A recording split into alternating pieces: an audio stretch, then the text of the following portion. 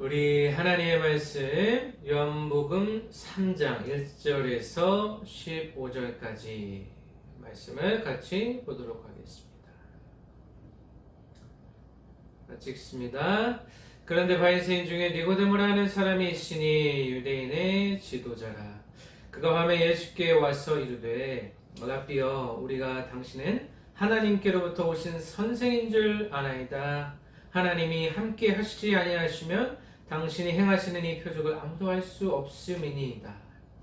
예수께서 대답하여 이르시되 진실로 진실로 내게 이르노니 사람이 거듭나지 아니하면 하나님의 나라를 볼 수 없느니라. 니고데모가 이르되 사람이 늙으면 어떻게 날 수 있사옵나이까? 두 번째 모태에 들어갔다가 날 수 있사옵나이까? 예수께서 대답하시되 진실로 진실로 내게 이르노니 사람이 물과 성령으로 나지 아니하면 하나님의 나라에 들어갈 수 없느니라. 육으로 난 것은 육이요 영으로 난 것은 영이니 내가 내게 거듭나야 하겠다 하는 말을 놀랍게 여기지 말라. 바람이 임의로 불매 내가 그 소리는 들어도 어디서 와서 어디로 가는지 알지 못하나니 성령으로 난 사람도 다 그러하니라. 니고데모가 대답하여 이르되 어찌 그러한 일이 있을 수 있나이까? 예수께서 그에게 대답하여 이르시되 너는 이스라엘의 선생으로서 이러한 것들을 알지 못하느냐? 진실로 진실로 내게 이르노니 우리는 아는 것을 말하고 본 것을 증언하노라. 그러나 너희가 우리의 증언을 받지 아니하는도다. 내가 땅의 일을 말하여도 너희가 믿지 아니하거든. 하물며 하늘의 일을 말하면 어떻게 믿겠느냐? 하늘에서 내려온 자, 곧 인자 외에는 하늘에 올라간 자가 없느니라. 모세가 광야에서 뱀을 든 것 같이 인자도 들려야 하리니 이는 그를 믿는 자마다 영생을 얻게 하려 하심이니라. 기도합니다. 하나님 아버지, 오늘도 주의 말씀을 대합니다. 성령께서 이 시간 좌정하여 주시고 함께해 주시고 인도해 주셔서 주께서 말씀하시고자 하는 바를 주의 종의 입을 통하여 아버지 하나님 전하게 하시고 이 말씀을 듣는 모든 자들이 예수 그리스도께로 더 가까이 나아가는 그런 계기 될 수 있도록 주의 은혜 허락하여 주시옵소서. 우리가 이 땅을 살아가는 목적, 그리고 이 땅에서의 삶, 이후의 삶, 천국에서의 삶, 하늘나라의 삶을 생각하며 주의 말씀 그대로 절대 순종하며 살아가는 인생 될 수 있도록 아버지여 역사하여 주시옵소서. 감사드리며 살아계신 예수 그리스도의 이름으로 기도합니다. 아멘. 네, 감사합니다. 우리가 계속해서 요한복음 말씀을 같이 보고 있습니다. 우리가 지난주에는 요한복음 2장 하반절의 말씀으로 우리가 같이 말씀을 나누었습니다. 우리가 지난주에 나누었던 2장 25절 말씀을 보면 24절부터 예수는 그의 몸을 그들에게 의탁하지 아니하셨으니 이는 친히 모든 사람을 아시며 또 사람에 대하여 누구의 증언도 받으실 필요가 없었으니 이는 그가 친히 사람의 속에 있는 것을 아셨다. 이렇게 마무리되고 있습니다. 오늘은 그 연장선에서 니고데모와의 이 강화, 이 대화를 통하여서 사람의 속을 꿰뚫어 보시고 통찰하시고 그 영혼을 영원한 하나님의 나라, 하나님의 바실레이아로 이끌어 주시는 우리 주 예수 그리스도의 그 은혜와 또 물과 성령으로 거듭나지 아니하면, 중생하지 아니하면 죽을 수밖에, 사망에 이를 수밖에 없는 인간의 운명에 대해서 같이 한번 살펴보도록 하겠습니다. 우리 3장 1절의 말씀 같이 봅니다. 그런데 바리새인 중에 니고데모라는 사람이 있으니 유대인의 지도자라 라고 니고데모라는 인물이 소개되고 있습니다. 니고데모라는 인물은 당시 종교 지도자의 역할을 하고 있던 사람이었습니다. 이 사람이 진리를 찾아서 자신이 연구하고 있는 율법, 하나님의 말씀에 대해서 더 깊이 연구할 목적으로 또 일종의 호기심을 가지고 예수님을 찾아오게 되는데 이 니고데모는 바리새인이라고 했습니다. 바리새인이라는 것은 율법에 엄격하고 율법에 정통한 율법을 연구하는 자들인데 당시 성경 율법을 보완하거나 수정하는 장로들의 전통을 이어받은 사람들이었습니다. 그래서 당시 사람들에게 종교적인 지도자로 율법 선생으로 랍비로 그렇게 인정을 받으며 살아간 자들이 이 바리새파였다라고 우리가 간략하게 살펴볼 수가 있습니다. 또 이 니고데모의 지위와 신분을 보자면 지도자였습니다. 지도자라는 것은 당시에 지배계층이었고 또 학자들의 연구에 따르면 이 니고데모라는 사람은 엘리트 가문이었고 귀족 바리새인이라고 볼 수가 있습니다. 그의 이름의 뜻과 같이 백성의 정복자라는 뜻을 가지고 있는데 그의 이름에 걸맞는 인생을 어떻게 보면 살아가는 자였다라고 했습니다. 그래서 니고데모와 예수님이 이제 만났다라고 하는 것은 결론적으로 유대인의 대표와 하나님의 대표가 만났다라고도 표현할 수 있었을 것입니다. 2절의 말씀에 보면 그가 밤에 찾아왔다고 했습니다. 예수님께 밤에 찾아오게 되는데 이 밤이라는 단어에서 우리가 여러 가지 해석을 할 수가 있습니다. 이 밤이라는 것은 첫 번째로 부정적인 의미를 함의하고 있다 이렇게 해석할 수가 있습니다. 밤이라는 것은 어둠이 지배하는 그런 시기를 얘기하는 것인데 요한복음에서의 어둠은 영적인 무지와 모리에를 나타내는 것이 이 어둠입니다. 이 어둠이 지배하고 있는 이 밤, 이것과 대조되는 빛, 또 낮이라는 개념이 있다는 것이죠. 예수님께서 빛으로 이 세상에 오셨다라고 했습니다. 예수님께서 빛으로 이 세상에 온 이유는 어둠이 있기 때문에 어둠을 밝히기 위하여서 이 땅에 오셨다는 그 반증이 되겠습니다.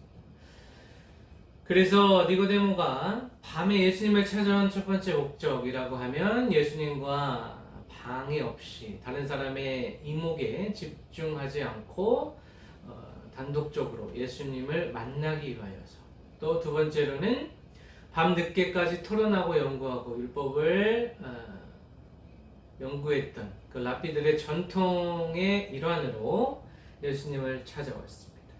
또 밤이라는 것은 서두에도 말씀드렸듯이 영적인 어둠, 영적인 무지 상태와 모리의 상태를 나타내는 것이 이 밤이라는 단어입니다. 그래서 니고데모는 다시 말씀드리자면 어두운 상태로 무지의 상태로 자신이 알고 있는 지식을 가지고 그 율법의 한계적인 유한한 지식을 가지고 예수님께 나와왔다 이렇게 볼 수가 있습니다. 예수님께 나와서 예수님을 가리키기를 랍비라고 합니다.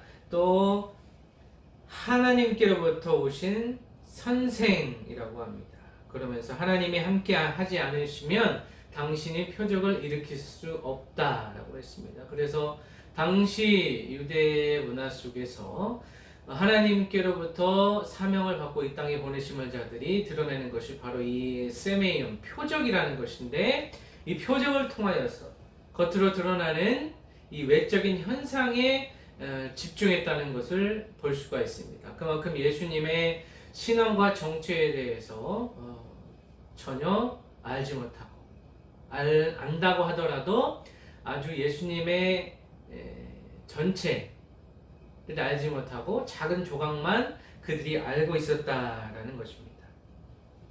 랍비라는 표현은 예의 바른 호칭입니다. 유대교에서 전문적인 선생님들에게 부여되는 호칭이고 일종의 그 수련 과정과 그 일종의 학위, 오늘날로 이야기하면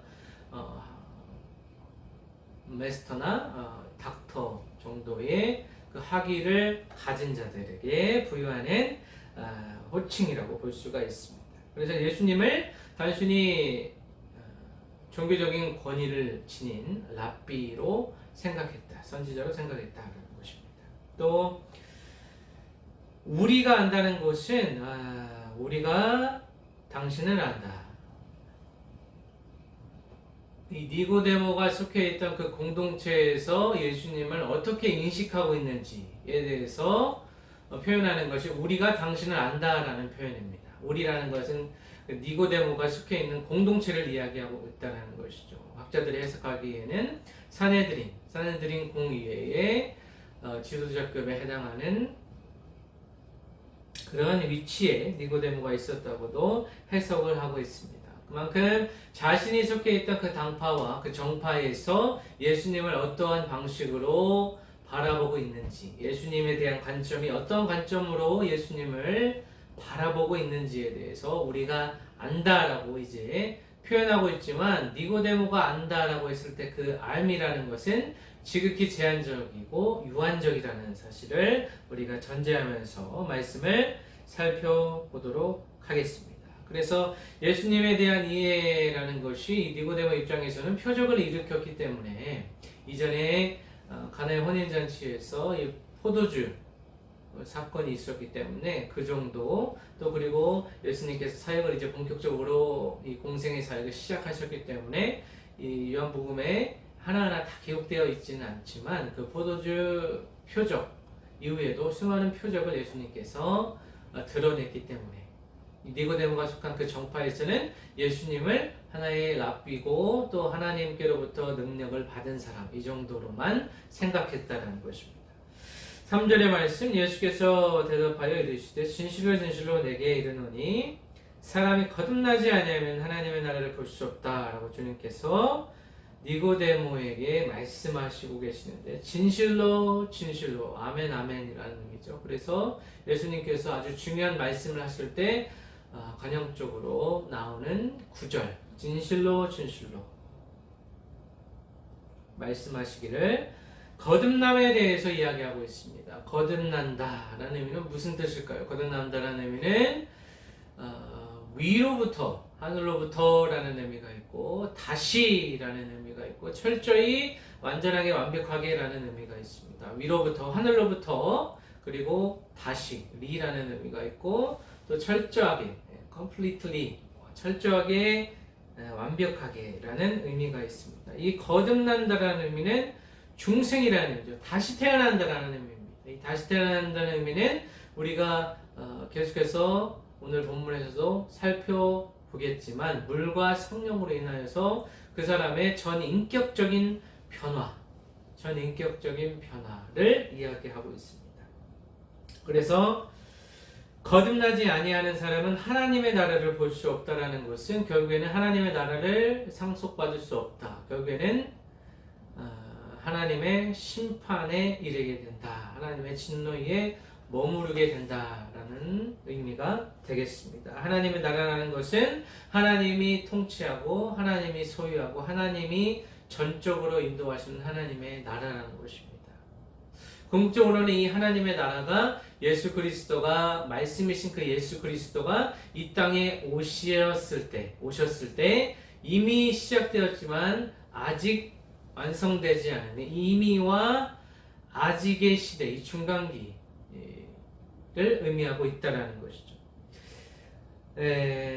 니고데모와 같은 유대인들은 당시 하나님의 나라라는 개념을 생각했을 때 하나님의 나라가 도래하면 이제 모든 것이 끝난다라고 생각했지만, 이 복음서에서 요한복음을 포함한 건강복음 또 요한복음에서는 하나님의 나라라는 것은 예수 그리스도가 이 땅에 오셨을 때 시작되었다라는 것을 의미하게 됩니다. 그래서 하나님의 나라라는 것이 결국에는 하나님의 소유된 백성들이 이제 예수 그리스도를 믿은 이후에는 하나님의 나라에 속한 그 백성이 되어서 이제 새로운 삶, 새로운 거룩한 피조물의 삶으로 이제 살아가야 한다는 그 의무도, 그 책무도 가지게 된다는 의미입니다.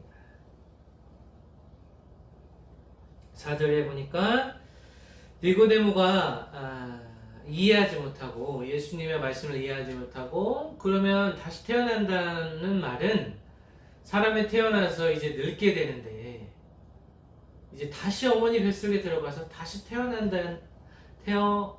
나야 한다는 말씀입니까? 이렇게 반문하고 있습니다. 이것은 니고데모가 예수님에 대해서 반역하고 이제 그 반문, 부정적인 의미로 반문하는 것이 아니라 니고데모가 가지고 있던 자신의 그 패러다임, 자신의 그 사고 체계 안에서는 자신이 평생 연구했던 그 율법의 테두리 안에서는 도저히 이해할 수 없었다라는 것입니다. 자신의 이성으로는 도저히 이해할 수 없었다라는 것을 의미합니다.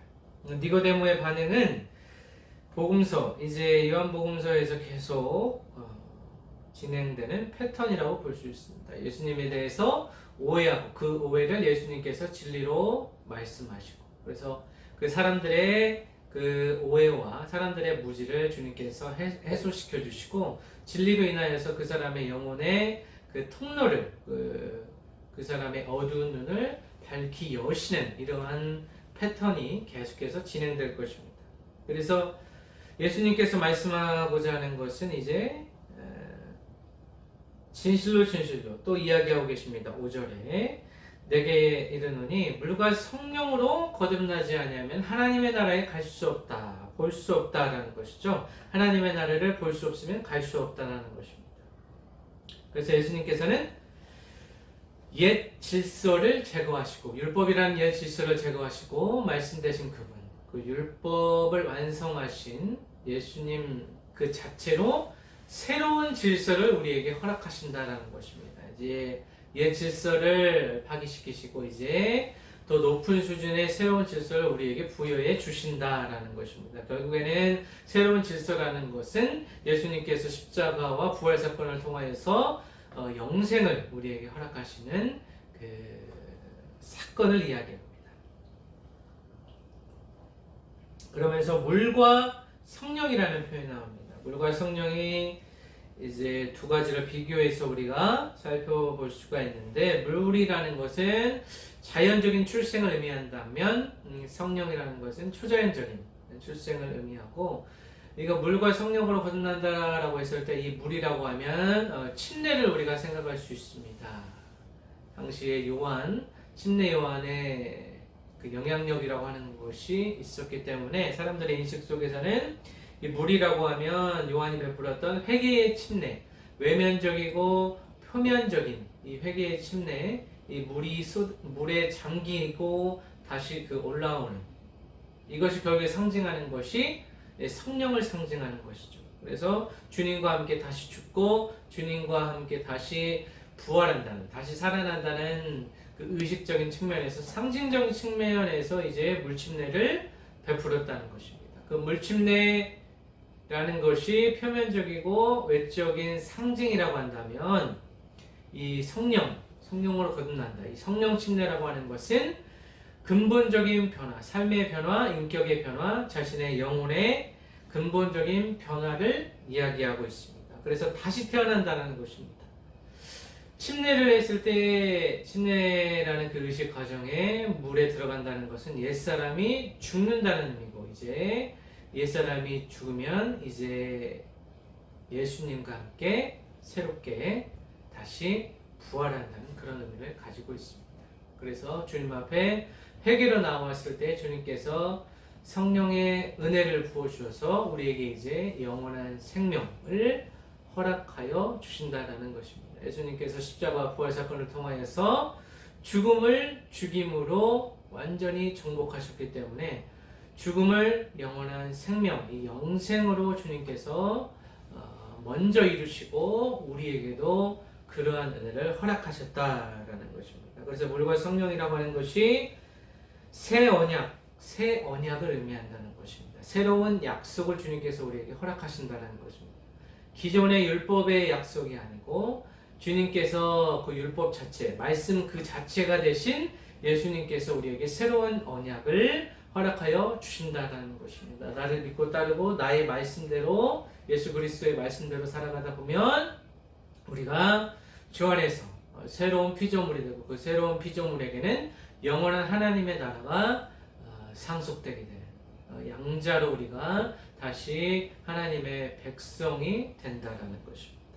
그래서 물과 성령으로 거듭난다라는 것은 새로운 태어남, 새로운 출생, 그리고 종말론적인 정결. 우리가 마지막에 의인의 상태로, 깨끗한 상태로 주님께 갈 수 있게 된다는 것이죠. 이것이 주님의 전적인 은혜라고 볼 수 있습니다. 하나님의 은혜가 임해야지만이 우리의 눈이 열리고 우리가 구원을 받고 또 우리의 영혼이 정화되고 거룩함을 믿고 예수 그리스도로 옷 입고 이제는 우리가 하나님의 나라에 갈 수 있다는 것이죠. 하나님의 나라를 볼 수 있는 눈이 열리게 된다는 것입니다.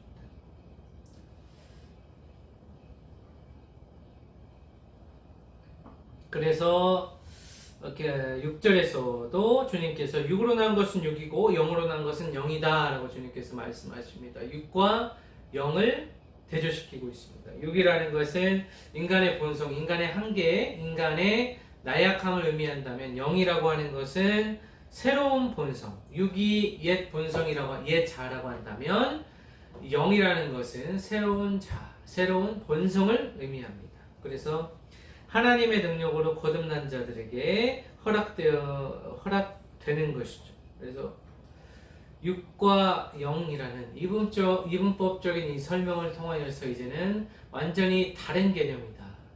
우리 인간들이 가지고 있는 육체적인 한계, 유한성을 뛰어넘는 초월적이고 무한한 은혜가 이제 시작될 것이다 라는 것입니다. 7절 8절 말씀 보면 내게 거듭나야겠다는 말이 놀랍게 여기지 말고 또 바람이 임의로 불매 내가 그 소리는 들어도 어디서 와서 어디로 가는지 알지 못하나니 성령으로 나는 사람도 다 그러하니라 라고 했습니다. 그래서 바람을 이제 성령에 비유하고 있습니다. 이 바람이 어떻게 생성되는지 정확히 알 수 없다고 합니다. 현 시점에서 어느 정도까지 과학자들이 그것을 파악했는지는 모르겠지만 바람이 어디서 불어서 어디로 가는지 잘 알 수 없다고 하는데 그와 같이 성령으로 난 사람도 신비하고 초자연적인 하나님의 능력으로 이루어지는 것이 이 성령으로 난 사람들이기 때문에 바람과 같이 바람의 유비를 통하여서 성령으로 난 사람이 어떠한 사람인가를 이야기하고 있습니다. 그래서 물과 영으로 말미암는 새로운 출생의 이 바람과 성령이라는 이 모티브를 사용해서 적용하고 있다는 것입니다. 9절 말씀을 이어서 보면 니고데모가 계속해서 이해하지 못하는 모습, 어찌 그러한 일이 있을 수 있나이까 이해하지 못하는 것이죠. 이게 인간을 대표한다고 볼 수 있습니다. 니고데모의 모습이 바로 우리 인간들의 모습이라고 볼 수 있다는 것이죠. 우리는 다 이해하지 못해요. 하나님을 다 이해하지 못해요. 하지만 하나님께서 선행 은총으로 우리를 주님께로 가까이 갈 수 있는 문을 예수 그리스도를 통하여서 열어주셨다는 것이죠. 그것이 하나님의 은혜가 되는 것입니다.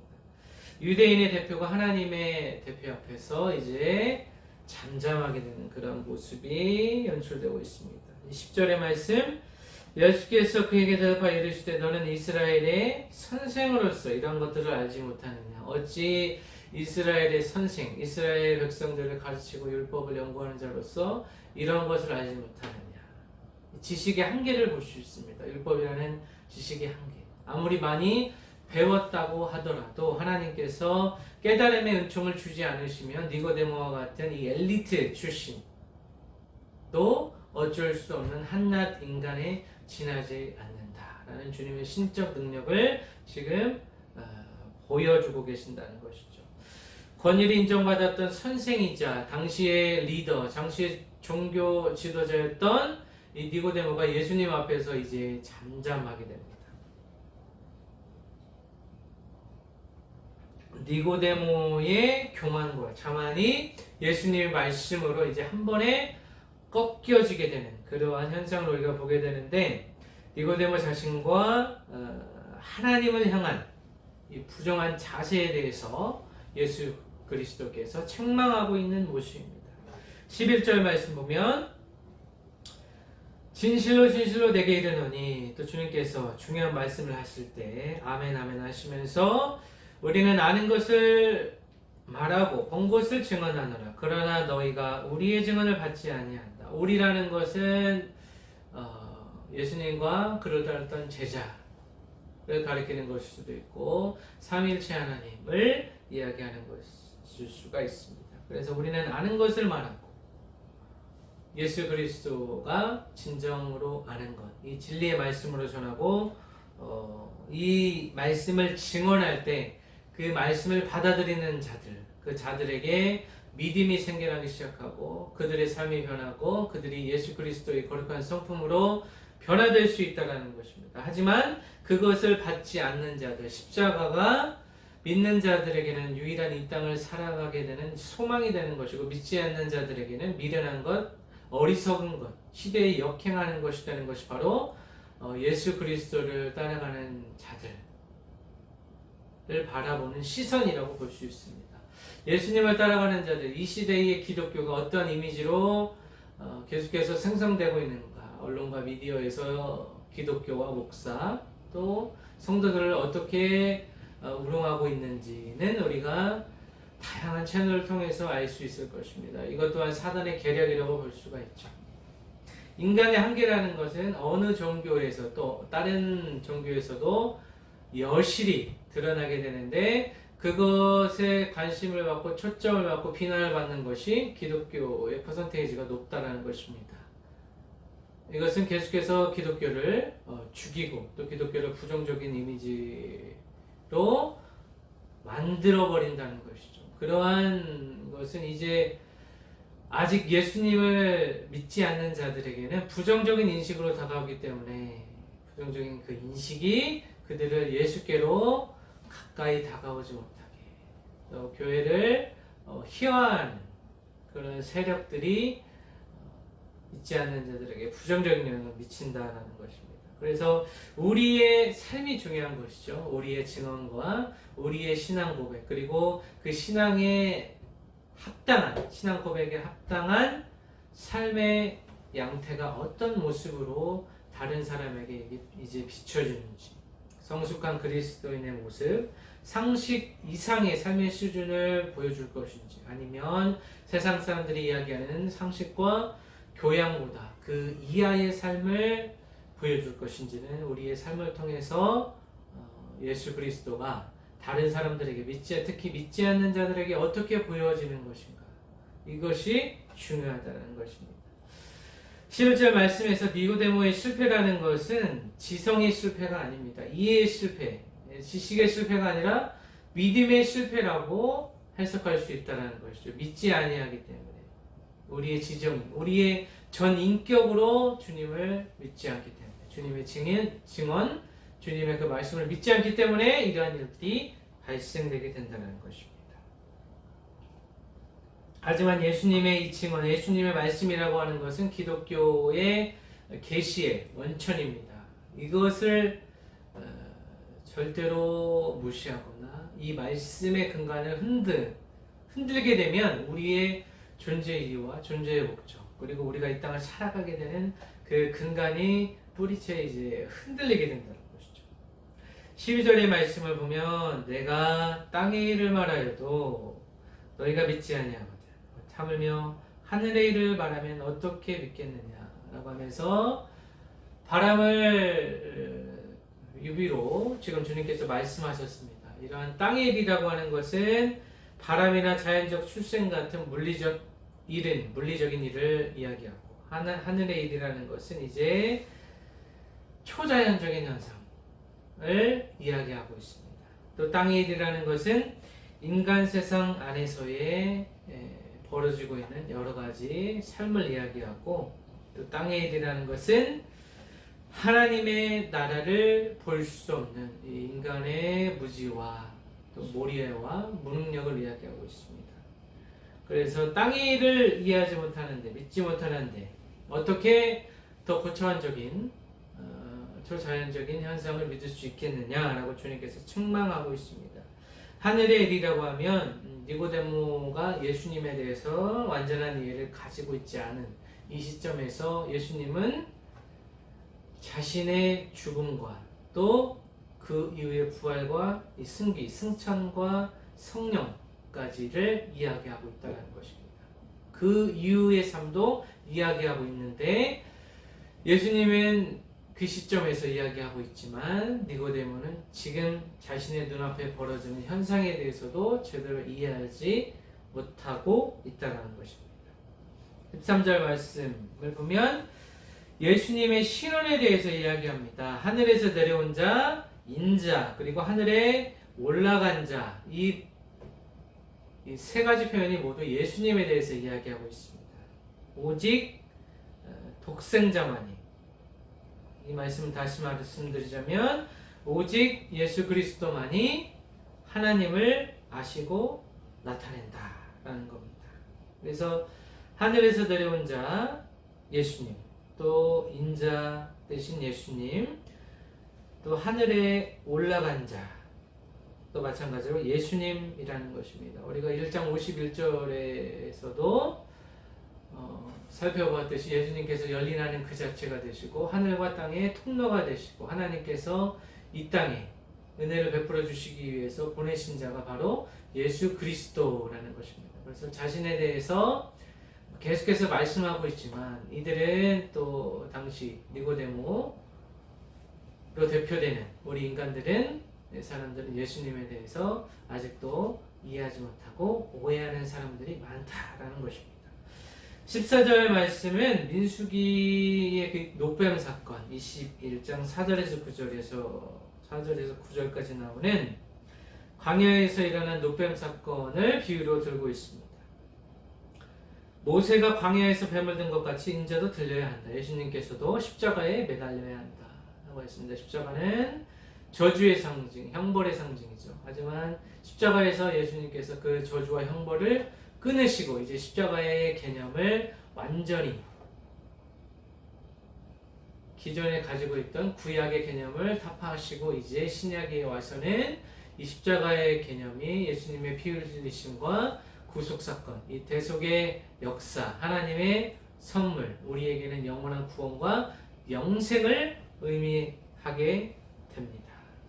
민수기 21장 4절에서 9절 말씀을 제가 봉독합니다. 백성이 호르산에서 출발하여 홍해 길을 따라 에돔 땅을 우회하려다 하였다가 길로 말미암아 백성의 마음이 상한지라. 5절 백성이 하나님과 모세를 향하여 원망하여 이르되 어찌하여 우리를 애굽에서 인도해 내어 이 광야에서 죽게 하는가. 이곳에는 먹을 것도 없고 물도 없도다. 우리 마음이 이 하찮은 음식을 싫어하노라 하며 여호와께서 불뱀들을 백성 중에 보내어 백성을 불게 하심으로 이스라엘 백성 중에 죽은 자가 많은지라. 백성이 모세에게 이르러 말하되 우리가 여호와 당신을 향하여 원망함으로 범죄하였사오니 여호와께 기도하여 이 뱀들을 우리에게서 떠나게 하소서. 모세가 백성을 위하여 기도하며 여호와께서 모세에게 이르시되 불뱀을 만들어 장대기에 매달으라. 몰린 자마다 그것을 보면 살리라.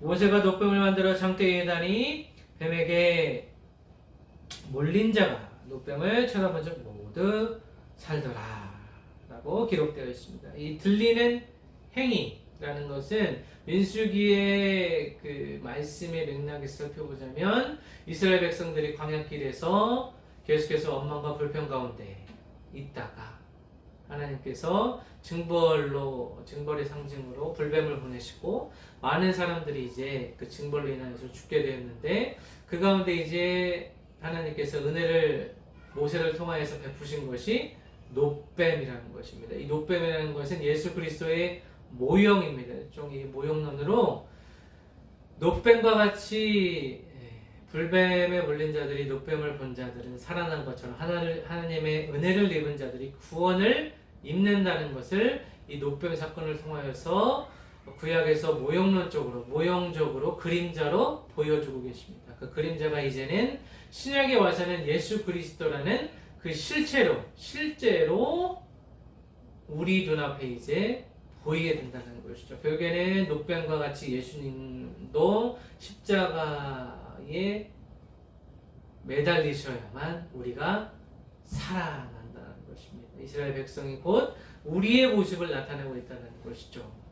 원망과 불평 가운데 살게 되면 그 인생에 징벌이 찾아오게 되어 있다라는 것입니다. 그 징벌은 하지만 예수 그리스도의 은혜로 노뱀과 같이 우리에게 피할 길을 주시고 은혜를 주신다라는 것입니다. 그래서 이 들린다라는 행위는 고난받는 종의 맥락에서 우리가 이해할 수 있습니다. 들려진다는 것은 결국에는 우리의 죄로 인하여서 피를 흘리신 예수 그리스도의 그 거룩한 피값을 상징한다라고 우리가 해석할 수 있습니다. 예수님께서 십자가에 달려서 죽으심으로 끝나는 것이 아니라 부활 사건으로 주님께서 영광 받으시고 그 예수 그리스도의 현현이 예수 그리스도의 영광이 지금 이 시대를 살아가는 우리에게도 미치게 되었다라는 것입니다. 마지막 15절 말씀 같이 보겠습니다. 이는 그를 믿는 자마다 영생을 얻게 하려 하십니다 라고 했습니다. 그를 믿는 자마다 우리의 모든 지정의와 전인격적인 변화를 통하여서 전인격적인 믿음을 통하여서 이제는 영생, 영원한 생명을 얻게 하려 한다라는 것이 주님께서 이 땅에 오신 목적이라고 볼 수 있습니다. 요한복음에서 믿는다라는 것은 영생의 조건입니다. 영생의 조건, 영원한 생명의 조건이 바로 믿는다라는 것인데 이 믿는다라는 것은 결국에 예수 그리스도의 삶을 우리 삶에서 구현해내는 것입니다. 예수님의 말씀을 그대로 지키면서 그 말씀을 계속해서 삶으로 살아내는 것이 믿는다는 올바른 표현이라고 볼 수 있습니다. 그를 믿는 자는 또한 그의 안에 있는 자입니다. 또 예수 그리스도 안에 있는 자가 그리스도 안에 있는 자가 영원한 생명을 얻게 되고 하나님의 나라를 살 수 있는 자가 바로 주님을 믿는 자죠. 영생이라는 의미는 다시 말씀드리자면 내세의 삶, 또 이 땅에서 살아가는 그 삶에서 이미 시작됐다고 볼 수 있습니다.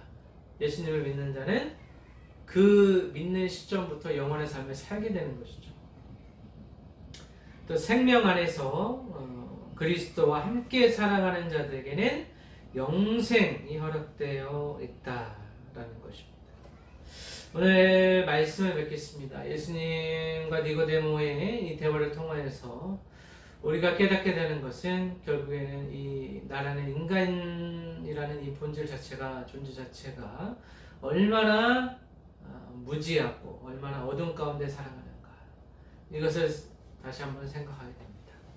사람들이 자신의 능력과 경험과 지식과 자신의 백그라운드를 계속해서 이야기하고 교만과 자만의 삶을 살아가고 있지만 얼마나 유한하고 길면 100년 그 이상도 살아가기 어려운 이 육신의 한계를 인정하지 않고 자신의 지식과 이성을 인정하지 않고 한계를 인정하지 않고 살아가는 인간들의 모습을 볼 때에 하나님의 관점으로 봤을 때 얼마나 안타까운 것인가. 또 주님을 믿지 못하고 다른 여러 가지 방해 요소로 인하여서 자신 안에 있는 불신과 또 여러 언론과 미디어를 통하여서 생성되는 그 부정적인 요소로 인하여서 또 자신의 주변에서 1차원적으로 보게 되는 교회와 또 종교 지도자들의 타락하는 모습을 통하여서 주님께 멀어지는 자들, 또 자신의 삶의 주인이 되어서 또 돈의 노예가 되어서 또한 어떤 것에 때로는 중독되어서 살아가는 그러한 인생이 예수님의 관점에서는 얼마나 안타깝고 자신과 함께 먹고 마시며 누리며 진리를 향유하며 살아가지 못하는 그러한 안타까운 현실 속에서 예수 그리스도께서 어떤 마음, 그 주님의 마음이 어떨까 라는 생각을 하게 되었습니다. 이 말씀을 준비하게 되면서 제 자신도 영혼을 사모하는 그 영생에 대한 그 갈증이 얼마나 내 속에 남아있는지, 또 예수 그리스도의 그 피값으로 우리가 이제 영원한 생명을 누리며 살아가게 되었는데 그 하나님의 자녀로서 얼마나 하나님의 명예를 드높이며 살아가고 있는지, 또 말씀에 합당한 삶을 정말 살아가고 있는지에 대해서 생각하게 되었습니다. 주님께서 우리에게 원하시는 것은 순종입니다. 그리고 우리의 눈과 귀를 열어서 주의 말씀을 듣는 것입니다. 그리고 주님께서 이제까지 우리가 인생을 살면서 우리에게 주신 그 말씀을 기억하고 그 말씀을 그대로 살아가는 것입니다. 자신이 살아가면서 많은 지식을 습득하게 되고 경험하게 되고 자신의 노력으로 모든 것이 이루어졌다고 생각하게 되는 때가 있습니다. 그때가 바로 우리가 무너지기 쉬운 가장 쉬운 때가 아닌가 싶습니다. 그래서 한 주간 우리 삶을 되돌아보면서 나의 영혼의 상태 또 우리의 인생에 주님께서 계획이 있는데 주님의 뜻이 있는데 그 뜻에 얼마나 부합하며 그 하나님의 발걸음을 맞추어서 내가 살아가고 있는지에 대해서 더욱더 주님과 긴밀한 대화하시고 기도 통하여서 또 말씀의 향유를 통하여서 또 묵상을 통하여서 다시 한번 우리의 신앙이 재정립될 필요가 있습니다. 한 주간도 니고데모와 같이 살지 말고 인간 자체로 살지 말고 새로운 피조물로서 옛사람으로 살아가지 말고 이제는 예수님 안에서 새롭게 거듭난 새로운 피조물로서 새 언약 그 자체 대신 예수 그리스도 그분을 진정으로 믿으며 전인격적인 변화를 통하여서 우리 인생이 하나님께 영광이 되고 또 하나님의 자녀로서 명예롭게 살아가시는 신유의 모든 성도 되시기를 예수 그리스도의 이름으로 간절히 축원합니다. 기도합니다. 아버지의 부족한 종이 말씀을 전했습니다. 이 땅을 살아가면서 우리의 신앙이 어디에 위치해 있는지 하나님의 그 계획표 속에 우리가 얼마나 부합하는 인생을 살아가며 주님의 영광을 드러내며 살아가는지에 대해서 다시 한번 생각하게 하시고 우리 안에 모든 잘못된 점